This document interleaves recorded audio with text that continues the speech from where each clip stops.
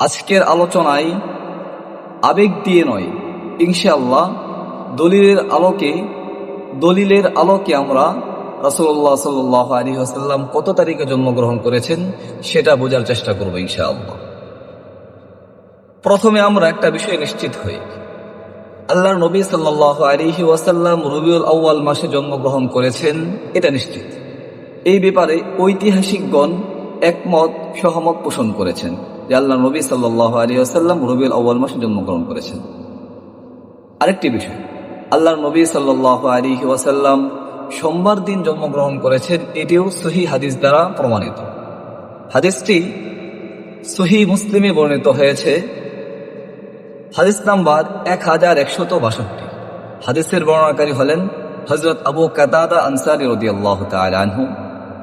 তিনি বলেন, রাসূলুল্লাহ সাল্লাল্লাহু আলাইহি ওয়াসাল্লামকে সোমবার দিন রোজা রাখার ব্যাপারে জিজ্ঞাসা করা হয়েছিল। তখন রাসূলুল্লাহ সাল্লাল্লাহু আলাইহি ওয়াসাল্লাম বলেছিলেন, যাকা ইয়াউমুন ওয়ালিদতু ফীহি, এটি তো সেই দিন যেদিন আমি জন্মগ্রহণ করেছি। এটা তো সেই দিন যেই দিনে আমি জন্মগ্রহণ করেছি। সম্মানিত উপস্থিতি, এতক্ষণের আলোচনার মাধ্যমে আমরা বুঝতে পারলাম যে আল্লাহর নবী সাল্লাল্লাহু আলাইহি ওয়াসাল্লাম রবিউল আউয়াল মাসে জন্মগ্রহণ করেছেন, এটি নিশ্চিত। এটি ঐতিহাসিকদের বক্তব্যের মাধ্যমে প্রমাণিত হয়েছে। রাসূলুল্লাহ সাল্লাল্লাহু আলাইহি ওয়াসাল্লাম সোমবার দিন জন্মগ্রহণ করেছেন, এটি আমরা সহিহ হাদিসের মাধ্যমে বুঝতে পেরেছি।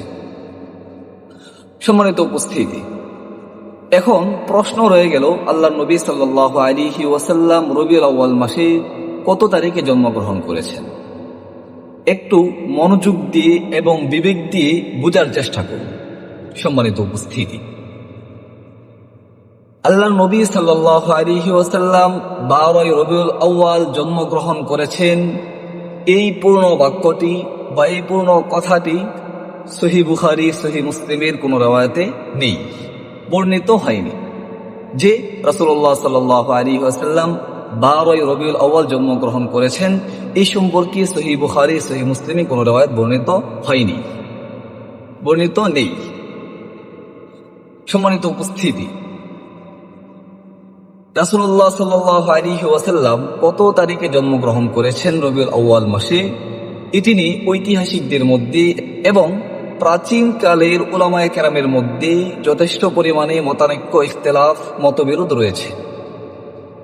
রাসূলুল্লাহ সাল্লাল্লাহু আলাইহি ওয়াসাল্লামের জন্মের তারিখ নিয়ে কেউ কেউ বলেন রাসূলুল্লাহ সাল্লাল্লাহু আলাইহি ওয়াসাল্লাম 2 তারিখে জন্মগ্রহণ করেছেন, আবার কেউ কেউ বলেন 7 তারিখ 8 তারিখে জন্মগ্রহণ করেছেন, আবার কেউ কেউ বলেন 10 তারিখে জন্মগ্রহণ করেছেন, কেউ কেউ বলেন 9 তারিখে জন্মগ্রহণ করেছেন, কেউ কেউ বলেন 12 তারিখে জন্মগ্রহণ করেছেন। এতগুলা মত বা কৌল রয়েছে। এখন আমাদের মাঝে প্রশ্ন হবে, তাহলে এই 12 তারিখ কোত্থেকে আসলো? সম্মানিত উপস্থিতি, রাসূলুল্লাহ সাল্লাল্লাহু আলাইহি ওয়াসাল্লাম 12 তারিখ জন্মগ্রহণ করেছেন, এই বক্তব্যটা, এই কথাটা একেবারে ভিত্তিহীন নয়। এটি সিরাত গ্রন্থের একটি বর্ণিত রাওয়ায়াত। কেউ কেউ এই মতটিকে প্রসিদ্ধ বলেছেন। আল্লামা ইবনে ইসহাক রাহমাতুল্লাহি আলাইহি এর দিকে নিসবত করে এই মতটি বলা হয়েছে এবং আল্লামা ইবনে কাসির রাহমাতুল্লাহি আলাইহি তার আস-সিরাতুন নববিয়্যা এর মধ্যে এই মতটিকে প্রাধান্য দিয়েছেন। এই আলোচনা থেকে আমরা বুঝতে পারলাম, যদি কেউ বলেন যে আল্লাহর নবী সাল্লাল্লাহু আলাইহি ওয়াসাল্লাম 12 তারিখ জন্মগ্রহণ করেছেন, তাহলে তার এই বক্তব্যকে, তার এই কথাকে পরিপূর্ণ সঠিক বলা যাবে না। আবার যদি কেউ বলেন যে আল্লাহর নবী সাল্লাল্লাহু আলাইহি ওয়াসাল্লাম 12 তারিখ জন্মগ্রহণ করেন নাই, তাহলেও এই মতটিকে একেবারে ভুল বলা যাবে না, যেহেতু এই নিয়ে প্রাচীনকালের উলামায়ে কেরামের মধ্যে এবং ঐতিহাসিকদের মধ্যে মতানৈক্য, মতবিরোধ রয়েছে। এখন আরেকটি প্রশ্ন হবে,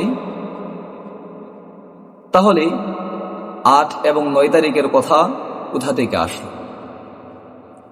সম্মানিত উপস্থিতি, দেখেন, 8 এবং 9 তারিখের কথা কিছু ঐতিহাসিক, গবেষক, উলামায়ে কেরাম এবং বৈজ্ঞানিকদের হিসাবের আলোকে 8 এবং 9 তারিখের মতকে প্রাধান্য দেওয়া হয়েছে। ফিকহে হানাফির এক সূত্রে আল্লামা কাউসারী রহমতুল্লাহ আলাইহি 9 তারিখের মতকে প্রাধান্য দিয়েছেন এবং সাথে সাথে তিনি এটাও বলেছেন যে জন্মের নির্দিষ্ট তারিখ নিয়ে মতানৈক্য রয়েছে। আবার কোনো কোনো গবেষক বলেন যে 8 তারিখ থেকে নিয়ে 12 তারিখ পর্যন্ত এই দিনগুলোকে প্রাধান্য দেওয়া হয়ে থাকে, যে এই দিনগুলোর মধ্যে আল্লাহ নবী সাল্লাল্লাহু আলাইহি ওয়াসাল্লাম জন্মগ্রহণ করেছেন। সম্মানিত উপস্থিতি, তাহলে আমরা দলিলের আলোকে রাসূলুল্লাহ সাল্লাল্লাহু আলাইহি ওয়াসাল্লাম কত তারিখে জন্মগ্রহণ করেছেন সেই বিষয়টা আমরা এতক্ষণ পর্যন্ত শুনতেছিলাম এবং বুঝতে পারলাম। এই নিয়ে ঐতিহাসিকদের মধ্যে মতবিরোধ মতানৈক্য রয়েছে। 12 তারিখের মতকে একেবারে বাতিলও করা যাবে না, একেবারে সঠিকও বলা যাবে না, যেহেতু এ নিয়ে মতামত রয়েছে যে 12 তারিখ নিশ্চিতভাবে প্রমাণিত যে রাসূলুল্লাহ সাল্লাল্লাহু আলাইহি ওয়াসাল্লাম 12 তারিখ জন্মগ্রহণ করেছেন, এটা সকলের সর্বসম্মত মত নয় এবং অকাট্য কোনো দলিলও নয়।